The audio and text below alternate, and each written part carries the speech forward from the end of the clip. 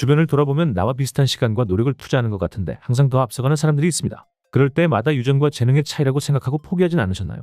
여러분이 반드시 알아야 하는 것은 여기 평범한 사람들이 남들보다 우월해질 수 있는 무기가 딱 하나 있다는 겁니다. 바로 남들보다 더 효율적이고 빠르게 성과를 내는 학습법을 뼛속 깊이 새겨두는 거죠.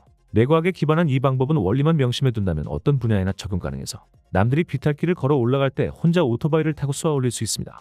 바로 시작해볼게요. 데니얼 카너먼이라는 인지심리학자가 있습니다. 이 사람은 생각에 관한 생각이라는 책에서 인간의 사고방식을 두 가지로 구분했죠. 시스템 1이라는 직관적이고 자동적으로 일어나는 무의식적 판단에 가까운 사고방식과 시스템 2라는 느리지만 분석적이고 논리적이며 의식적 계산이 필요한 사고방식입니다. 우리가 무언가를 처음 배울 때 시스템 1을 통해 새로운 지식을 의식적으로 받아들이게 됩니다. 요즘 인기가 많은 MMA를 처음 배운다고 가정해보죠.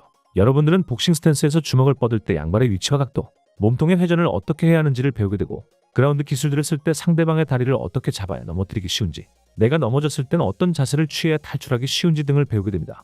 이 복잡한 지식들을 갑자기 한 번에 받아들인 채 연습한다고 생각해보세요.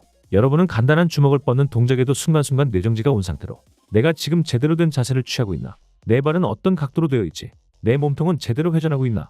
이런 의식적인 계산을 하며 느리고 어설프게 동작들을 배우게 될 겁니다. 이게 바로 시스템 2 영역에서 일어나는 학습이죠. 그리고 이런 연습이 무수히 반복되어 몸에 완전히 익게 되면 여러분은 머릿속으로 별 생각 없이도 스텝을 옮기고 원투, 훅, 스트레이트 페이크 후 태클 같은 복잡한 동작들을 의식하지 않고도 쓸 수 있게 될 겁니다. 이것이 바로 시스템 1 영역에서 일어나는 일들이며 모든 종류의 학습에서 일어나는 일들입니다. 시스템 1을 통해 머리가 이해하고 익숙해지면 시스템 1을 통해 자동적으로 처리하는 구간이 늘어나게 되죠. 여기까지 이야기하면 시스템 1은 어설프고 미숙한 사람들의 두뇌가 작동하는 방식이고 빨리빨리 시스템 1로 넘어가야 한다고 느끼실 것 같은데 그것은 절반만 맞는 이야기입니다. 실제로는 시스템 1과 시스템 2 사이의 균형이 갖추어져야 우리가 일반적으로 생각하는 고수, 프로의 영역에 가까운 빠른 성장이 일어납니다. 이번엔 게임을 예로 들어 한번 설명해 볼까요?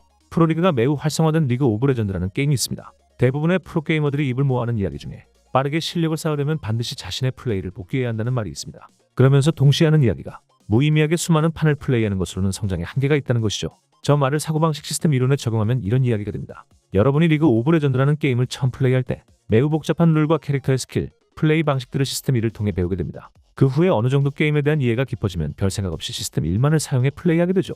하지만 2단계에서는 생각 없는 시간 죽이기용 게임 플레이가 일어날 뿐입니다. 자신의 플레이를 복귀하며 내가 한 실수, 상대방이 잘한 점, 복잡한 상황에서 어떤 플레이를 했어야 하는가에 대한 의식적인 계산들, 즉 다시 시스템 2 영역을 끌어와 의식적인 학습이 이루어져야 하는 것이죠. 비유하자면 시스템 1은 X축으로 나아가는 능력이고 시스템 2는 Y축으로 올라가는 능력입니다. 우리가 성장의 그래프를 그리려면 시스템 1과 2를 전부 사용하여 이러한 대각선 그래프 방향으로 나아가야 하는 거죠. 그렇다면 이제 이 개념을 공부나 취미 등 다양한 영역에서 어떻게 적용해야 할지 간단하게 예시를 들어 알려드리겠습니다.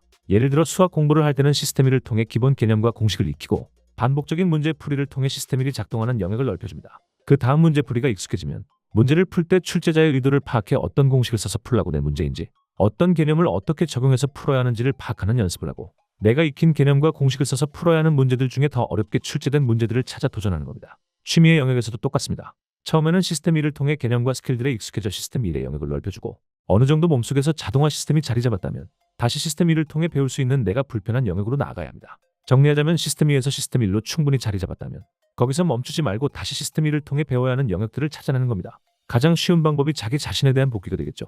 스스로에 대해 어떤 부분이 부족한지, 어떤 부분이 더 개발될 여지가 있는지 찾아내는 가장 확실한 방법이 될 테니까요. 장담컨대 이 원리를 모르고 무작정 학습하는 분들에 비해 여러분들은 훨씬 빠른 속도로 성장하는 쾌감을 느낄 수 있게 될 겁니다. 어쩌면 다른 분들이 빠른 성장 곡선을 그려내는 여러분들을 보며 재능을 타고났다고 생각하며 부러워할지도 모르는 일이죠. 경쟁사회에서 남들보다 조금 더 빠르게 앞서 나가는 것에 관심이 많으신 분들이라면 제 채널에 외모가 떨어지면 실제로 손해를 볼까라는 영상도 한번 참고해보세요. 오늘 영상 도움되셨다면 구독과 좋아요, 알림 설정까지 부탁드리고 궁금한 주제나 소재가 있다면 댓글로 남겨주세요. 다음 영상을 만들 때 참고하도록 하겠습니다. 감사합니다.